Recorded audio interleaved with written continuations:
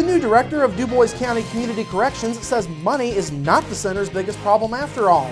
What he says is the problem, plus the UJC celebrated National Manufacturing Day today, and Mark Stedzik and Leslie Hamby preview this Saturday's Next Act show at the Astra Theater tonight on Inform.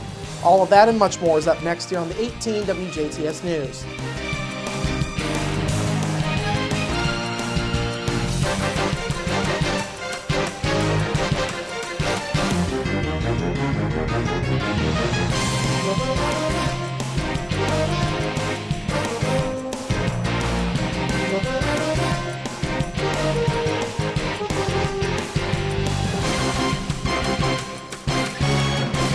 Hello, I'm Bradford Raths. We begin with sad news as a Birdseye man was killed earlier this week in a motorcycle crash in Perry County.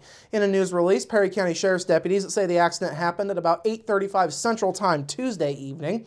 Perry County deputies say 27-year-old Brentley Workman had been riding westbound on Interstate 64 in the western part of Perry County when he lost control of his motorcycle for an unknown reason. The motorcycle then left the highway and ended up in the median. Workman was taken to an Evansville hospital by ambulance. Authorities say he later died from his injuries. An Indiana conservation officer, Perry County EMS, the Perry County Rescue Squad, the St. Meinrad Fire Department, and St. Meinrad First Responders all assisted Perry County Sheriff's deputies. A single vehicle crash in eastern Dubois County left 2 people hurt. One of them suffered critical injuries. Indiana State Police say the accident happened just before 4:35 yesterday afternoon on State Road 64, about a mile and a half west of Birdseye. ISP says 38-year-old Shane Daniel King of Grandview was going eastbound in the area when he drifted north across the westbound lanes before going off of the north side of the highway. His truck then hit a guardrail and a number of small trees before coming to a stop after hitting a large tree head-on, some 140 feet off of the highway. King and a passenger, 36-year-old Shane Schlachter of Birdseye, were extricated from the vehicle by Birdseye First Responders. Schlachter was taken to Memorial Hospital for treatment of multiple lacerations. Meanwhile, King was taken to St. Mary's Hospital in Evansville, where he's listed in critical condition. State police were assisted on scene by the Dubois County Sheriff's Department, Birdseye First Responders, and Memorial Hospital EMS.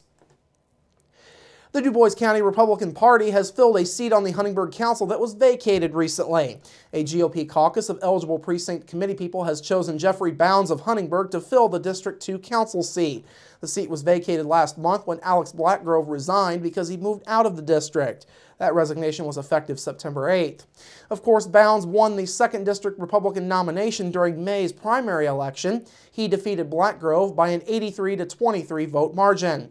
Bounds says he's excited to keep Huntingburg's recent momentum going. We've been passionate about Huntingburg for a long time, and ever since we lived here, and had opportunities to move what at the time was being promised as bigger opportunities, and we even explored those a couple of times, but always seemed to come back to Huntingburg. And there's a lot of projects going on at the Stella Communities Project, and that's so multifaceted. It's drawing a lot of attention and a lot of money to do some things that really are going to help Huntingburg a lot. So I want to continue working with the mayor and other councilmen to push those projects through. Bounds currently serves on the Patoka Township Advisory Board and is also part of the Huntingburg Economic Development Corporation.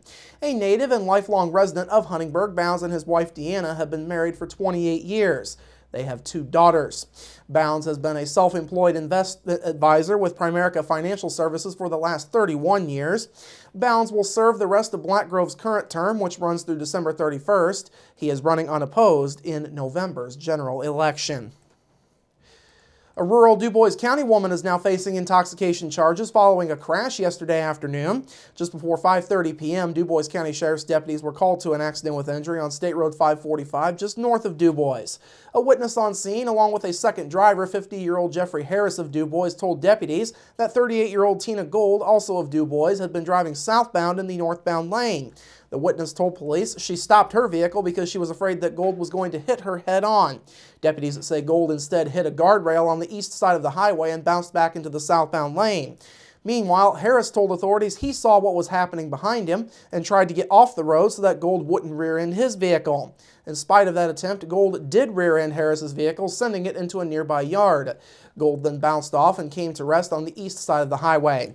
Deputies say Gold appeared highly intoxicated, which was confirmed by a blood test at Memorial Hospital that showed her BAC to be 0.41%.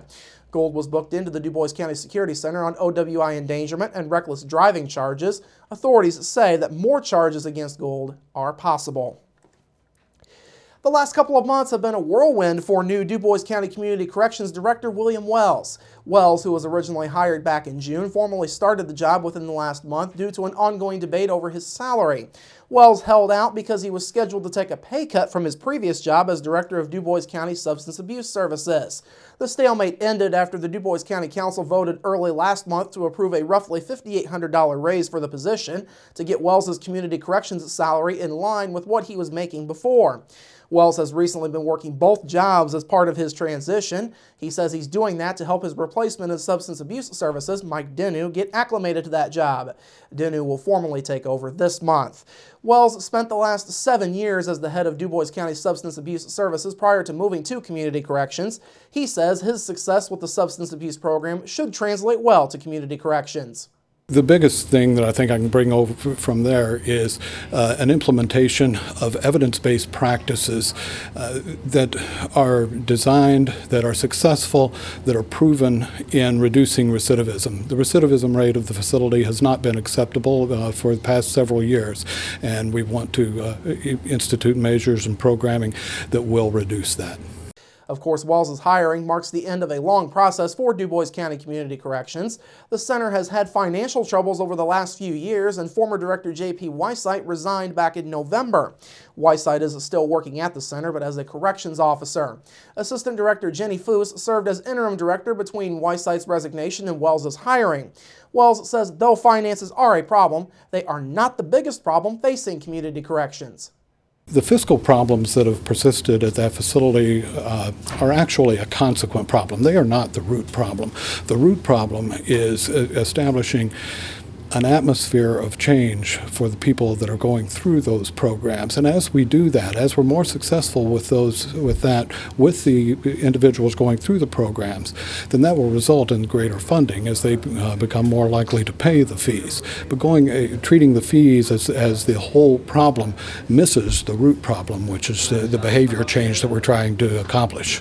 Wells says he will work to identify the needs of each individual at Community Corrections rather than using a one-size-fits-all approach when it comes to services at the center.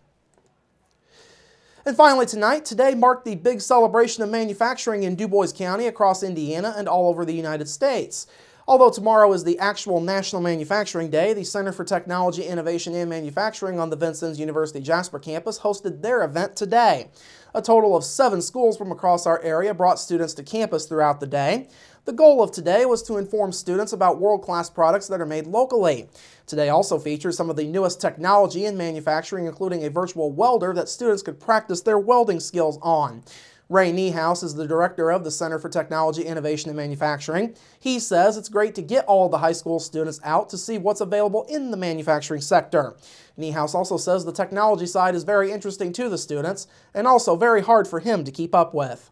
That's a tough one. It really is. All you can do is try to keep up with what's happening. You saw the virtual welder. That's the way things are coming. 3D printing. You see 2 companies here today with 3D printing. 3 years ago, we wouldn't even been talking about it. And now it's part of production, manufacturing, and turning around a prototype in no time now.